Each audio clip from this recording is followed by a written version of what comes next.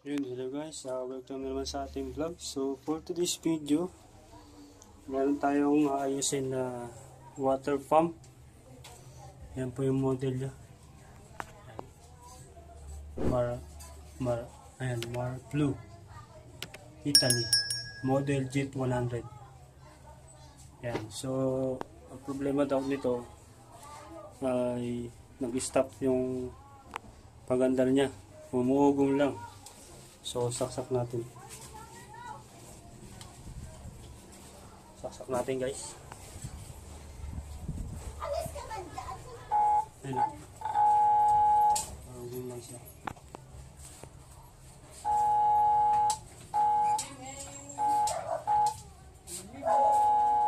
Yan. So bubuksan natin ito guys.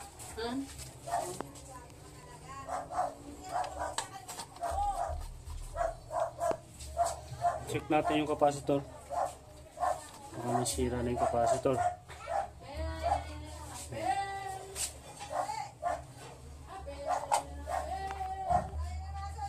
So yun yung capacitor nyo guys. So tingnan natin.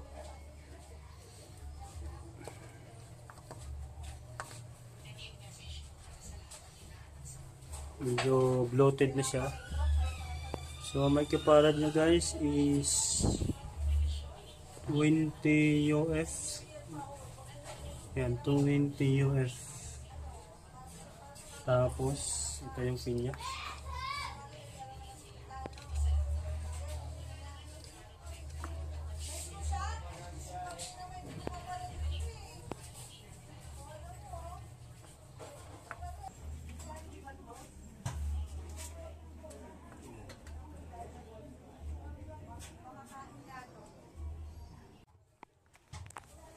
So yan. Yan yung terminal niya guys. Ito yung input PC. At ito yung output ng capacitor papuntang motor. Yan. So tandaan nyo lang guys yung wiring terminal.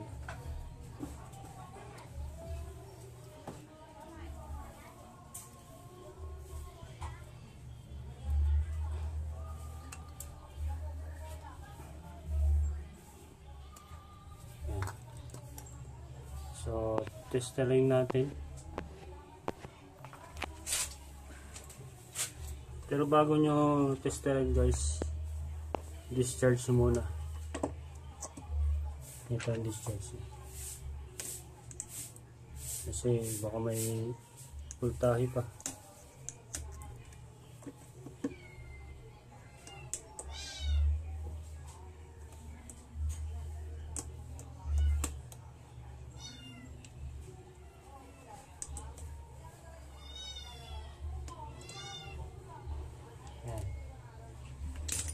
So, dali. Time tester.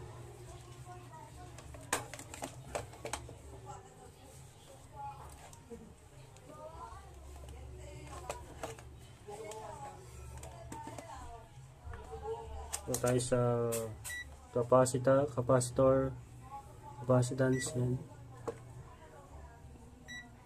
Yan, capacitance.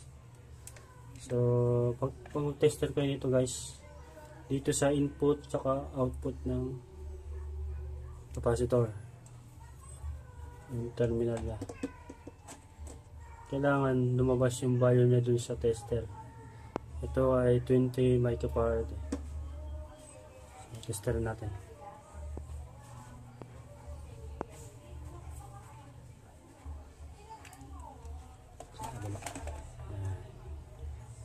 Tester.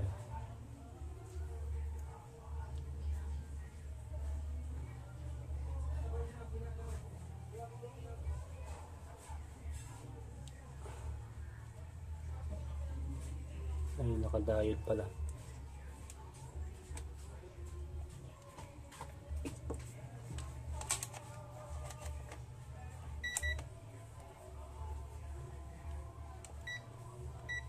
So, yan, capacitance. Yan, F nakalagay. So tester natin.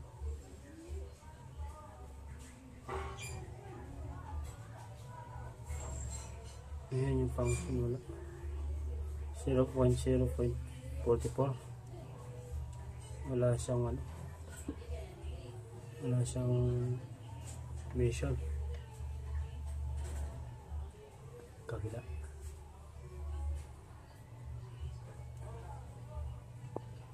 Wala din. Hindi niya na mabasa ng maayos. Dapat nasa 19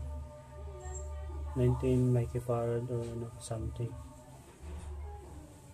Wala. So meron lang tayong capacitor dito sa tong Comar capacitor motor. So ito, tester natin to guys. Dapat ganito yung ano niya sa tester.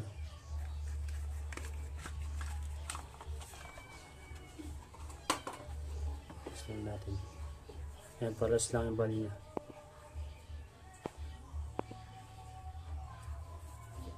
Yan, 20 microfarad. So testing natin. Ito ay bago.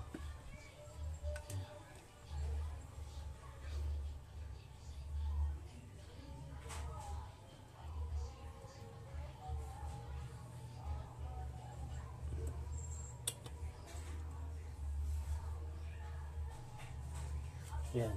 O yan, 19.89. Ganyan dapat. So sa kabila naman.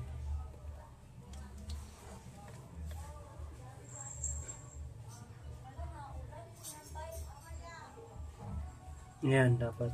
So same lang. So yun yung dapat guys ang good na capacitor.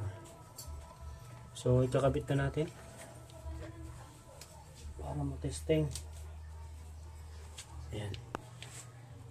So dapat guys kung ano yung nakakabit doon, ganun din ang ano pagkakabit. Ganyan siya. Ito yung AC input. Ito naman yung papuntang motor terminal. Ayan. So kabit natin. So yan, nakabit na. Sarado na natin.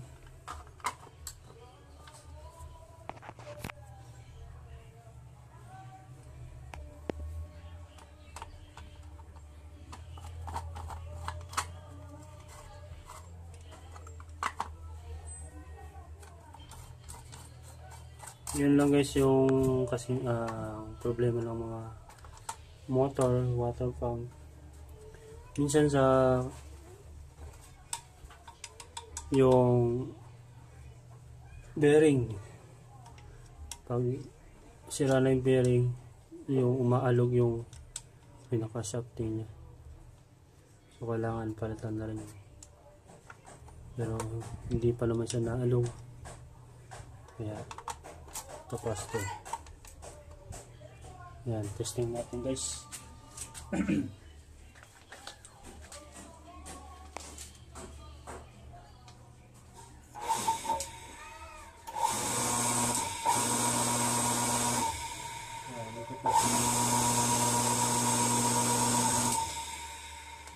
So, umikot siya guys. So, yun lang.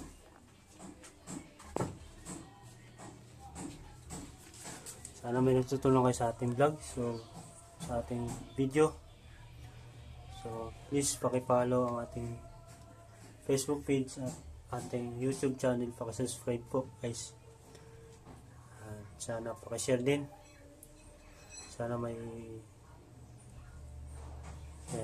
comment lang kayo guys kung ano po mga katanungan nyo.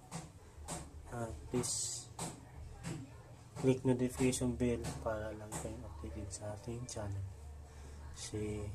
Yun guys. See you next vlog. Bye bye.